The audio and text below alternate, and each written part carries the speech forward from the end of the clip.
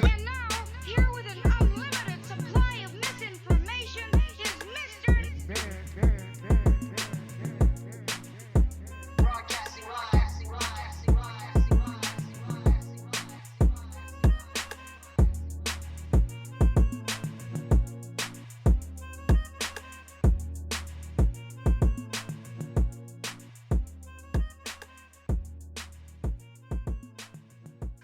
All right, we got another J in the building. All right, so number one, you my first like I had a guy on I've had a guest before, but he was kind of predicting the Super Bowl and all that stuff. So it really wasn't a guest; he just happened to be over. You would be the official guest that's like doing something. You know what I mean?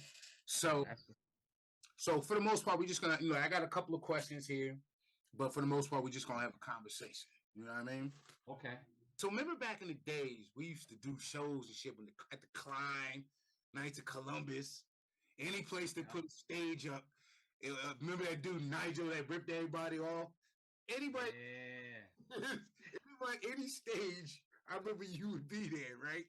And that was back when like all of us had the long dreads looking like DOS effects. You know what I'm saying? Yeah. Is that where I met you? Absolutely. I met you on that scene, but did we meet through Zulu or did we meet through doing the shows? I think we met through Zulu, through the brother that was running the New Haven chapter. What was his name again? TC Islam. TC Islam. Yeah, God bless the dead. God bless the dead, man. Yo, man, rest in peace, TC Islam. That was a good brother, man. Yeah. Yeah. You know, he kind of like I was already running with a chapter of Zulu right. In Stratford, but he was trying to come get us out there in Bridgeport. He was trying to, he was trying to he blessed me with the extended chapter. I was running the Bridgeport Stratford chapter. Yeah, I remember that. Yeah. So so that's what it was. That's what it was. And I know you remember me and Jermaine, me and my brother Fudge was out of the Bronx chapter, out of the damn man, so long ago. The projects out there in the Bronx, Bronx River projects. What? Yeah, we was like we used to be. Bam was the one who put us in directly at Bam's apartment. Him, brother Ahmed Henderson. We used to run with all of them out there, bro. Okay, so yeah. I know there's gonna be some people that tune in. That's gonna be on some other shit. Brother Arthur. What, yeah, man. It was not Arthur Forex. I forgot Brother Arthur's last name. Ballhead from Brooklyn. He was married to Nichelle Johnson, who was my manager at the time. Back in those days. I probably know him by face. Yeah. Arthur Henderson. Ahmed, brother? Arthur Henderson. He was related to Ahmed? Nah, no, damn. No, I'm thinking of Ahmed Henderson. Nah, I forgot Brother Arthur's last name. But yeah, he was the one that got us in that Zulu Nation performance at the Puck building when Russell Simmons and all of them came, and we had to perform right after Tribe Called Quest.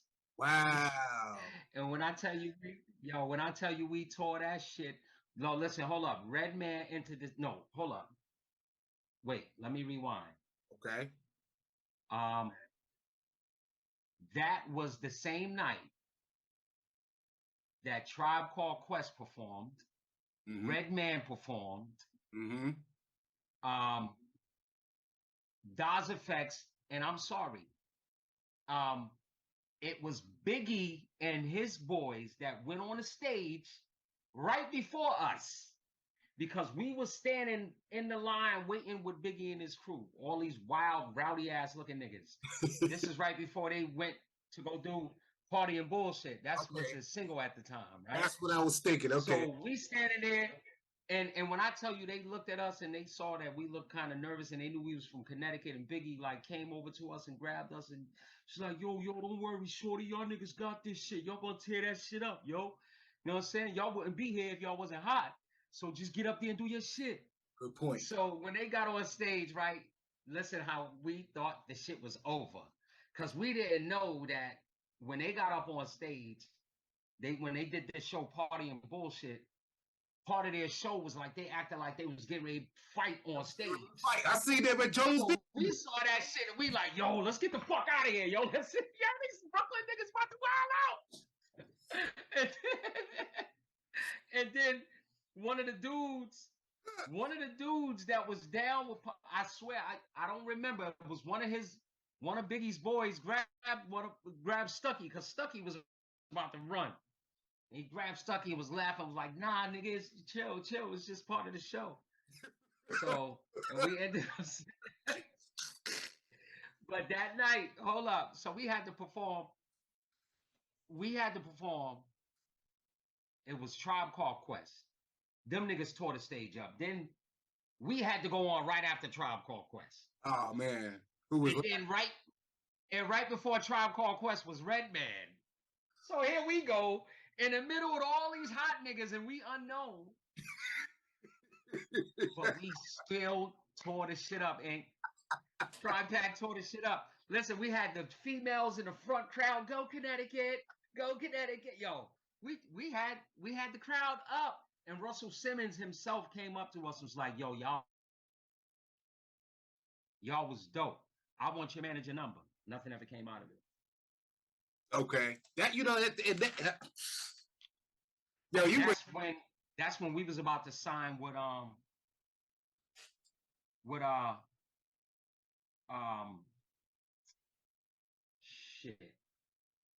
Mary J. Blige's management, Kurt Woodley and them. We was about to sign with Kurt Juice and them.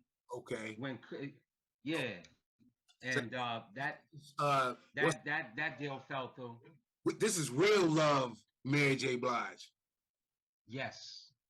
Yeah. He was about to be on the same team. Okay.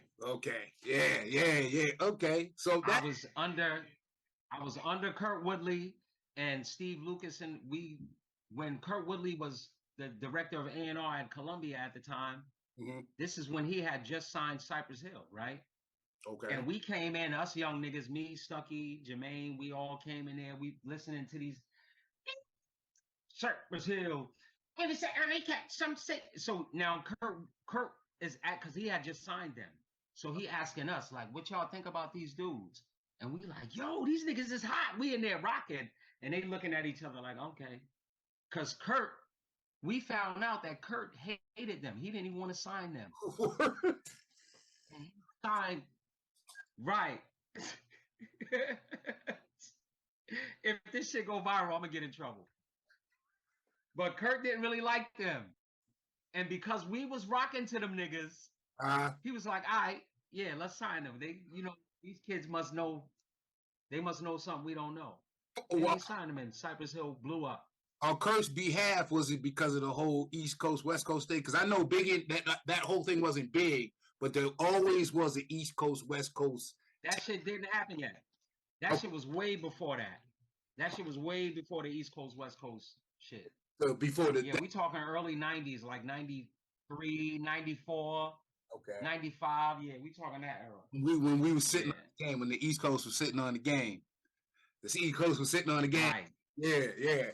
When you had to run to Manhattan to beg for those record deals. But that's when I said, I don't know if you heard in one of my songs. Which one? That's why I said it's the last one. Did you listen to all the way to the end? Yeah. The song is it Lights On? Lights On. I said in that part, I think the industry blackballed the best when I was a teen, but God intervened. Mission failed, his soul is not for sale. Wouldn't let him crucify me with their platinum nails. Or should I say they platinum sales? The fact entails I was too young to be a nigga spitting weapons that could send them demons back to hell. Lights on. When I met you, it was strange that you was from Connecticut or was running in Connecticut the way you was, because you had a hard, and still do, you had a hard New York accent. Well, Hard that's New York that's accent. well, you know, I born and raised in Stamford, right there next to Got you. only a 20-minute drive from the Bronx. And Got you. plus, I used to always be in Manhattan. Like that when I was always in the streets of Harlem and Manhattan ever since I was like 14 years old.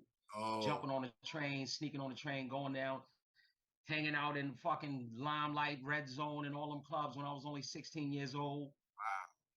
You know, Wow. yeah, Wow. having sex with, well, I ain't gonna mention names, but at a young age, when I was only 17 years old, I was banging one of the top female New York City promoters, and she was making sure I was getting in the clubs and getting drinks and all of that. Okay, God gonna say why? Not At 17 years.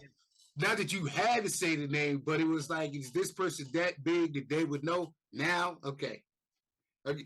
You know, if this Yeah. viral, be Yo, you know them women in the music industry back then. They was nasty, I know a little son. especially with a young man like me. Yeah, I know a little son. You know I what ain't, I'm saying? I ain't gonna say I was all wrapped up in it, but I know, like, when I used to go out to New York, especially when I was in Zulu, and I go out to the Bronx and I go to like a lot of the clubs out there, and I go like there was a crew. Well, you remember my man Goob. You remember Goob. Like, me and him was always together. Go, Goob. yeah, go, yeah. We would, between him, my man Travis, and a few other people, like when you was from I Connecticut. remember dark skinned Travis, right? Yeah. With the sister Kelly, right? I think his sister's name. He lived out in the North End. Kept his short. She was like a Erica Badu. I used to talk to Travis' sister for a little bit. Okay, well, Kelly, little pretty dark skinned girl. That's her. Okay. Yeah. Because I wish I can see her nowadays, man. Well, that's a whole nother story. It'll probably be, he gonna see Yeah, this. she probably wifed up now.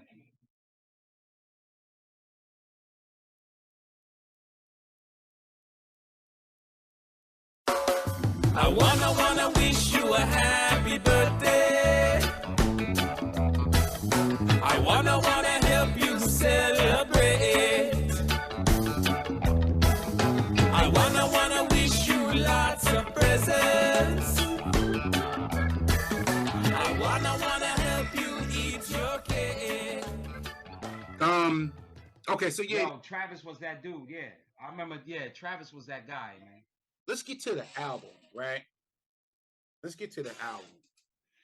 First of all, man, right in the intro, the first song, right out the gate, Rhodium is explained. Now, the album is named Rhodium, and what Rhodium is explained. But can you explain, A, what it is, B, why you chose? Okay. So Rhodium, I chose the album name Rhodium because rhodium is the rarest and highest quality metal on the planet. Really? Rarest and highest quality. They use it for small pieces of it for catalytic converters because it can't be tarnished or destroyed. Oh, okay. That's how much it can take. Okay. As far as heat. And this is the reason why people steal catalytic converters out of cars for that little piece of rhodium that's worth like $1,000. It's worth more than gold and platinum. Oh, and that's some big crime out here. Catalytic converters being snatched. They snatch that shit up faster than they snatch the car. Okay, that adds up. Leave that car right there and get that catalytic converter. So that's why I call myself that, because with all the shit that I've been through, I'm not tarnished, I'm not destroyed, and I'm still fucking shining. Okay. And that's why I'm rhodium. You know what? So then it I can't. it makes sense why the floor of your album was the way it was. You know what I mean? Because one thing that the album reminds me of is 444 by Jay-Z. No way. It does, because a lot of the music, That's greatness, man. You're putting me on a level of greatness. 444 is greatness. some of the music that you have, as far as like the samples that have been used, you know what I mean, remind me of Blueprint, 444. 444 was more experimental. I think when I say 444, it's because of the stuff that you're talking about. It's grown man shit. You know what I mean? It's not get high, get all the bitches. It's more like the song like Black Excellence. yes, I heard you bring up Black Wall Street. You know what I mean? Things like that. But Yeah. when it comes to the music, now that I'm thinking about it harder, it reminds me of Jay-Z's collection of albums. When we tuned in, I was listening to All I Need, because that, I got more joints here. I got it written down. Yes. Okay, but All I Need right there, that one right there reminded me of that song that is Jay-Z, Scarface, and somehow, some way, I'm gonna be. Was it Beanie? Yeah. I think it was Beanie. Yeah, It was Beanie. yeah. And that's one of my favorite songs by them. So that song matched up with that energy, but it also matched up with that soulful singing in it with the deep groove, right? So when I saw it, I was like, okay, this is gonna be my favorite joint. Then it went on, and then it was like, oh shit, how did we get here? Boom! Oh shit! What was another one? Some people don't know your worth, you know what I'm saying? Push, I'm surrounded Oh, by narcissists. yeah, You Push. silly fucks. which we gonna talk about. We gonna talk about the songs, and now that's something else I want to talk about. With the album, now I did a post on my on the inkymann.com today. I shared the link to the EP in the post that I did on my website, right? Okay. So all the songs wasn't there, but I still shared it to kind of build a taste for what's going on right now. And with that being said, with the attention span of people nowadays, right? Now, granted, that really that album is for us in our age group and up. You know what I mean? Yeah. With the attention span nowadays of the 20-year-olds, some 30-year-olds, what made you do 20 cuts? Well, for one, I felt like this was going to be my last musical project. So I wanted to get everything out that I felt like I wanted to say. Okay. But you never know. Like, it was my plan for this to be my last musical project. Well, who knows, man? I mean, you know, who knows where life takes me? But that was the intention behind it. Just to have everything that I could say in one project and just leave it alone. You know what I'm saying? On some Kingdom Come shit, huh? On some Kingdom Come shit. Huh? On some Kingdom Come. Yeah, well, Easy Kingdom some shit Come. like that. So, something like that, I guess. Like, You know? and Who knows what's next? I want the audience to know, I'm not saying that to be saying that. Like, there really is a Jay-Z feel to it, a Jay-Z collection of work feel to it. You know what I mean? So I went to 444 first because it I just, appreciate that. because you know what? Here's the thing, man. With that 444 project, and you're welcome. With that 444 project, man, it was the first time somebody said, yo, fuck all the bullshit. Or I should say this, anybody who knows of Jay-Z's works, he puts time into it. He does, even though he can fly off the top of his head as far as writing his albums, he still takes time when it comes to the choice of beats and Right. together. Do you have other projects? It was another, I had another project out called The Remedy.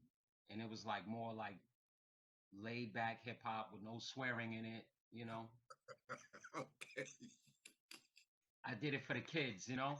So is that the only other project that you have? No, I did the Justice Family album. Mm-hmm. I did the Je Billie, It's My Time. Okay. I did 2 solo projects. Okay. Yeah, I got a collection of stuff out there. Okay. And I got mad stuff that I didn't even release. Like 20 songs that I got still on cassette tapes that are so old. Yo, I never even released. You remember we did I was thinking about doing like a... Nah, finish it. Yeah, we did a joint. Yeah. We did a joint. What was it? I forgot what you called it, but it was a beat that I had. I think I performed on it at a show, and YZ wanted it. Was it that song, Why Ask Why? We Be Fly. Was it that song we did with that? I'll say this. It was a fast beat. Because I remember the beat was like, and he was just like ripping. And that's why I brought that up, because I remember you talking about Justice League in the verses on that song. You had brought up Justice League. We recorded that in Waterbury, didn't we? Didn't we go to a studio in Waterbury to do that? You talking about Sons of Funk? Now, did we? Or did we go over to Smooth Studio out in Bridgeport? No, it wasn't. Yeah, it was in Bridgeport on the East End. At that lady's studio. It was this heavy set lady. Bonnie. Oh no, that's where me and Rollo went. Bonnie, yes. We went to Bonnie's house. Yes. Yeah, Bonnie's house. And that song. Go ahead. That song was knocking. I'm trying to remember. My man Al J, Hassan, goes by the name of Al J. He's in a group called Black Medine. He used to be at Bonnie's all the time, and she taught him how to work the boards and all that other stuff. And then he started traveling with her to be like his sound man. That nigga now is making music, and he's been making music since the beginning of iTunes. He got music on there. You know what I mean? And still doing stuff. You know what I mean? So he would appreciate hearing that. I'm going to tag him on that. He would appreciate hearing that. Damn, what was that joint, man? I don't remember the chorus. I mean, you were just spitting. The beat was just moving along, and you were just, as a matter of fact, that was the first time I knew somebody who knew how to ride the beat. You know what I mean? Because remember, at that time, people would be doing like, you know, they were doing Akinelli style and all these other stuff. The only person that had like flows, like Rakim, Nas, they would ride on top of the beat. You know what I mean? And on that beat you talking about, that's exactly what you're doing. You were just like, just spitting on top of that joint, man. All right, let's get into the album, man, because otherwise it's going to keep on fucking around. What was your overall message? Because you have a message. What's your overall message with the album? Well, you know, what the whole thing was, like, I've been through just like becoming a single father of this kid with autism and just all the shit that I've been through. I'm still here. I'm still glowing. And that's why I called it Rhodium, because Rhodium goes through a lot of shit. I'm sure you know what a catalytic converter, that shit go, you know what I'm saying? Yeah. So I just basically am letting people know this world is a catalytic converter and I'm the Rhodium that's in it. Nice. Well said. I like that. You know what I'm saying? Now, let's get into the cuts. All I Need, How Do We Get Here? Those remind me of Jay-Z. Turning Up. Yeah. It was just like, Yo, let me just spit. Yeah. You know what I mean? As a matter of fact, that reminds me of what I'm talking about. What I was talking about earlier about how you know how to ride on top of a beat. The beat's going along, you ain't dipping in and out. Just on top of it, going along with it. You know. Showtime, of course. I'm not gonna even say nothing. Showtime. I'm not even gonna say nothing about that, except. Thank you for the opportunity. That's all I'm gonna say about that. Because other than that, I'm just gonna brag about how. Thank you for the opportunity. Yo, yeah. You know, you gave me a great track, and Thank you. Thank you. give me a great track. Thank you. If somebody give me a great track, all I can do is something great with it. Thank you, man. Like, You know? because you did your thing on that. And I remember you spitting for me Thank you, bro. when I arranged the beat. I remember you were letting me hear how it was gonna be, and it went beyond my expectations. Yeah. I ain't gonna lie, man. That blunt looking kind of tasty right there, bro. I mean, my It audience, certainly is. my audience already know I get down like that. It's been a while. I've been chilling. But when you don't, It's certain. It's nah, don't do that. Don't do that. Don't do that.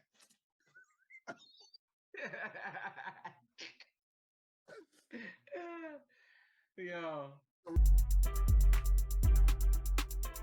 of hearing that same old shit.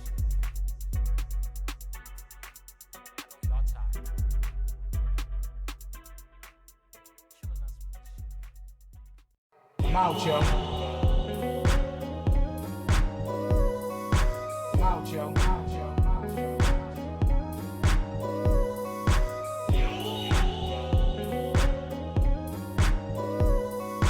I'm out, yo.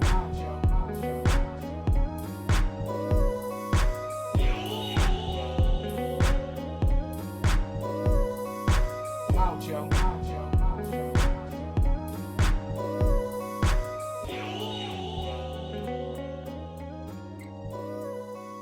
I'm out, yo.